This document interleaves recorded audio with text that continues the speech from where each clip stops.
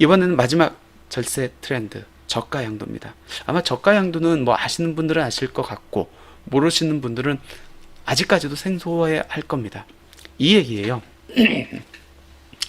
부모가 10억 원의 주택을 자녀한테 7억 원의 저가 양도를 합니다. 그럼 어떤 일이 발생하죠? 자녀 입장에서, 자녀는 매수자가 되겠죠? 자녀 입장에서 10억 원짜리를 7억 원에 싸게 샀기 때문에 어떤 문제가 발생합니까? 증여 문제 발생하겠네요. 3억 원에 대한 증여 문제. 근데 이렇게 부동산을 저가 양도 양수한 경우에는 시가와 실제 저가한 양도 가액에 대해서 무조건 증여세를 부과하지는 않겠다는 겁니다.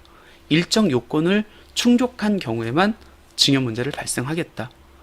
두 번째는 부모 입장에서는 주택을 팔았네요. 그러면 양도소득세가 과세가 되겠죠. 근데 얼마 주고 팔았어요? 7억 원 주고 팔았네요. 그럼 부모가 양도소득세를 낼 때는 7억 원, 양도가액을 7억 원으로 해서 양도소득세를 내야 될까요? 아니면 10억 원, 시가를 기준으로 해서 양도세를 내야 될까요? 이게 이제 부당의 계산 부인이라는 겁니다. 부당한 행위, 즉 특수관계자 간의 저가 양도라는 부당한 행위를 통해 가지고 양도소득세를 적게 회피할 수 있기 때문에 이 행위를 부인하겠다. 그럼 저가 양도를 하더라도 부모 입장에서 양도소득세는 10억 원 시가를 갖고 내라 라는 겁니다. 그러면 이제 조금 구체적으로 한번 볼까요? 자녀 입장에서는 저가 양도로 인한 증여 규정이 적용되는데 증여세가 부과되기 위해서는 시가하고 저가 양도한 즉 거래 금액의 차익이 3억 원이나 시가의 30% 중 작은 금액을 초과해야만 증여세가 부과됩니다. 그 얘기는 거꾸로 얘기하면 어떻게 되죠? 시가하고 거래 금액의 그 갭이 3억 원이나 시가의 30%둘 중에 작은 거래 미달하면은 증여 문제가 발생하지 않는다는 얘기네요. 그럼 이거를 잘만 이용하면은 자녀 입장에서 증여 문제는 커버할 수 있겠네요. 그럼 부모 입장에서 싸게 팔았습니다. 그럼에도 불구하고 부당한 행위를 거쳐가지고 양도세 회피를 했기 때문에 무조건 양도소득세는 시가를 갖고 내라. 그럼 결론적으로 자녀 입장에서는 저가 양수로 인한 증여 규정을 적용해가지고 증여세를 안 내는 범위 내에서 금액을, 그러니까 실제 거래하는 금액을 산정만 한다면은 증여세는 벗어날 수 있는데 부모 입장에서는 어쩔 수 없이 시가에 대해서 양도소득세를 내야 된다라는 결론이 나오네요. 그럼 결론적으로 저가 양도 양수인 경우에는 자녀의 증여세를 줄여주기 위한 방법에 이제 국한된다. 부모 입장에서는 어쩔 수 없이 시세에 맞춰서 양도소득세를 내야 된다라는 이제 결론이 나온다는 겁니다. 자, 한번 볼까요? 사례를 갖고 볼게요. 부모가 시가 10억 원짜리를 자녀한테 줍니다. 첫 번째 케이스는 거래 금액을 8억 원으로 했습니다. 그럼 시가와 거래 금액의 차익이 2억 원이겠네요. 그럼 기준 금액을 초과해야만 증여 문제가 발생한다겠습니다.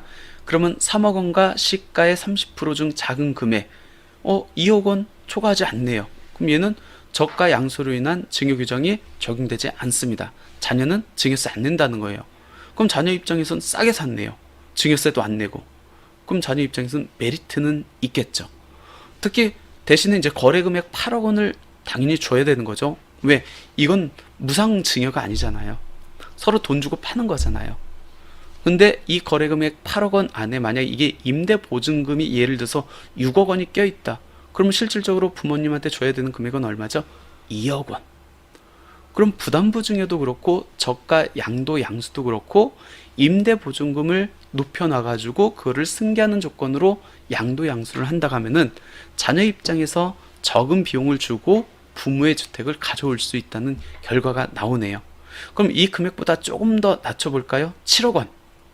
근데 7억 원까지 하더라도 시가 거래 금액의 차익이 3억 원이고 3억 원과 시가의 30% 중에 작은 금액을 벗어나지 않기 때문에 이때까지는 증여 문제 발생하지 않는다는 거네요.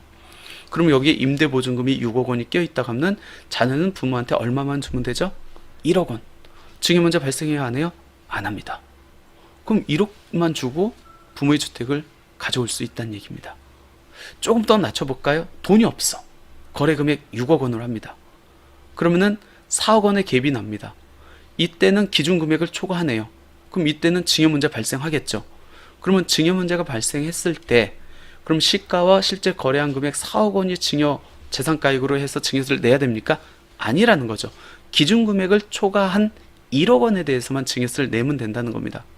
그럼 자녀가 돈도 없다. 부모님한테 줄 돈도 없다. 그럼 차라리 거래금액을 낮춰가지고 증여세 1억 원에 대한 증여세 1,000만 원만 내면 된다는 얘기겠죠. 그런 방법을 통해서 저가 양수가 메리트가 있다라는 겁니다. 그럼 당연히 자녀 입장에서는 저가 양도를 하되 두 가지 방법이 있겠네요. 증여세 문제가 아예 발생하지 않게 33억 원하고 시가의 30% 이하 금액으로 설정을 해가지고 거래 금액을 이제 만들어서 거래하는 방법. 아니면 자녀가 돈이 없으면은 증여세를 내는 걸 전제 조건으로 하고 거래 금액을 더 낮춰서 거래해도 상관은 없다는 거겠네요. 그럼 부모 입장에서 한번 볼까요? 부모 입장에서 어떤 문제 발생하죠? 부당의 계산 부인이 적용된다겠죠? 부모는 시가에 대해서 그냥 세금을 내야 된다는 겁니다. 물론 시가의 5% 초과 미달되면은 그냥 거래 금액에 대해서 뭐 양도소득세를 내도 되지만 우리가 그렇게 하려면은 아까 자녀 입장에서의 저가 양도의 실익이 없어지잖아요. 그러니까 자녀한테 저가 양도를 한다라고 했었을 때 부모 입장에서의 양도소득세는 그냥 시가를 따라 가지고 낸다라고 이렇게 보시면 될 것 같습니다. 그러면 7억 원에 8억 원에 거래했다 할지라도 부모 입장에서 양도소득세를 계산할 때는 양도가액 10억 원, 취득가액은 부모가 이제 취득한 취득가액을 산정해 가지고 그 양도 차익에 대해서 세금을 내면 된다라고 이렇게 보시면 될 것 같습니다. 이렇게 자녀에게 부동산을 저가 양수할 때 우리가 추가적으로 검토할 사항, 웬만하면은 증여 문제가 안 하는 게 낫겠죠. 그러려면은 시가와 거래 금액의 차액이 3억 원하고 시가의 30% 중에 작은 금액이 되도록 거래 금액을 산정하는 게 나을 거고, 그리고 나머지 임대 보증금을 제외한 나머지 금액에 대해서는 돈이 오가야 되죠. 왜? 유상 양도기 때문에. 그렇기 때문에 나머지 금액에 대한 금융 자료를 명백하게 만들어 놔야 된다. 그리고 문제는 뭐냐면 자녀가 부모님한테 준 그 거래 금액에 대한 자금 출처는 명확해야 된다.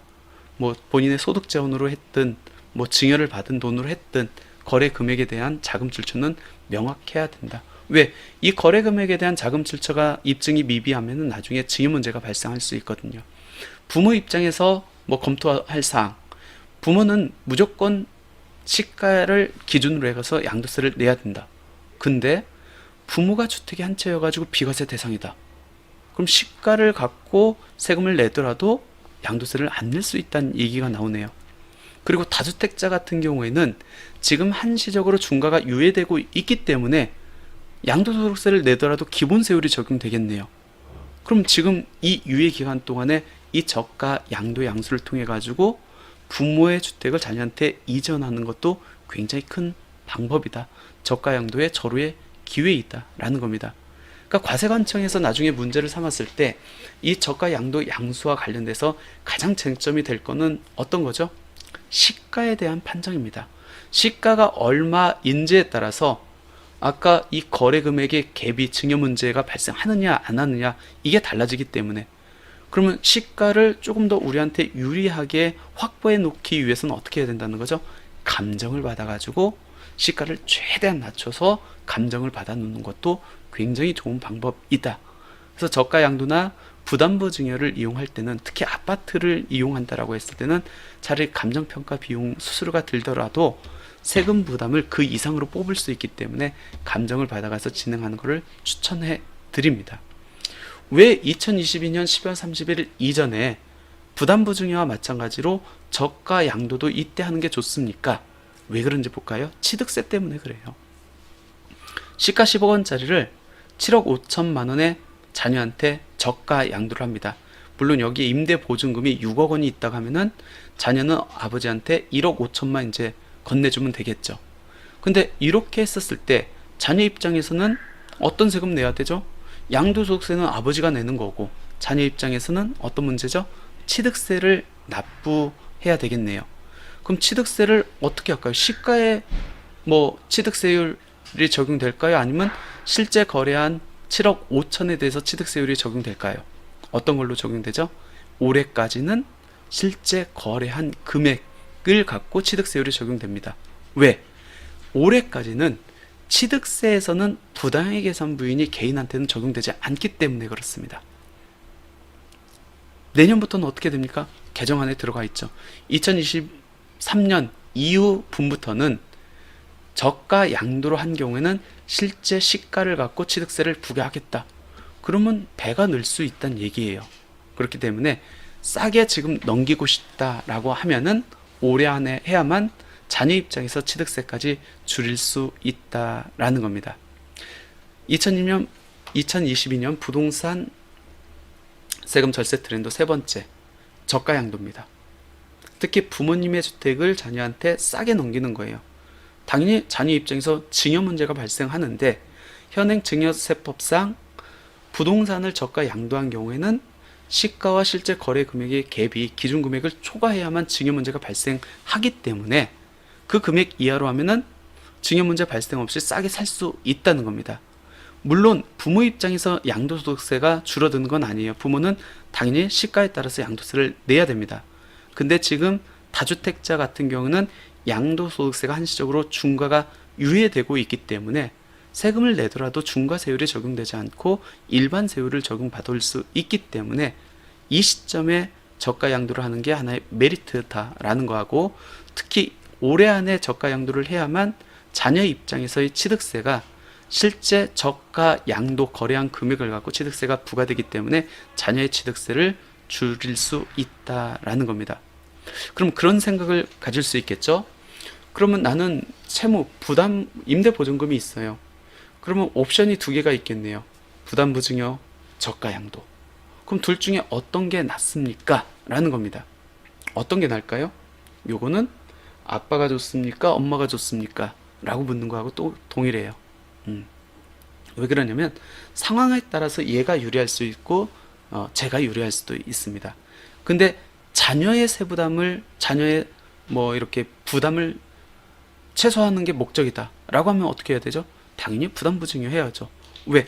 저가 양도 같은 경우에는 자녀 입장에서 일단 줘야 되는 금액이 있잖아요. 물론 임대보증금을 차감하고 나머지 차익만 이렇게 주면 되긴 되는데, 그래도 자녀 입장에서 지출되는 금액이 있기 때문에 자녀 입장에서 돈 소비되는 것을 최소화하고 싶다. 그러면 이제 부담부증여를 이용해야 되는 거고, 부모 입장에서 조금이라도 받고 싶다거나 아니면 뭐 기타 뭐 상황에 따라서 취득세가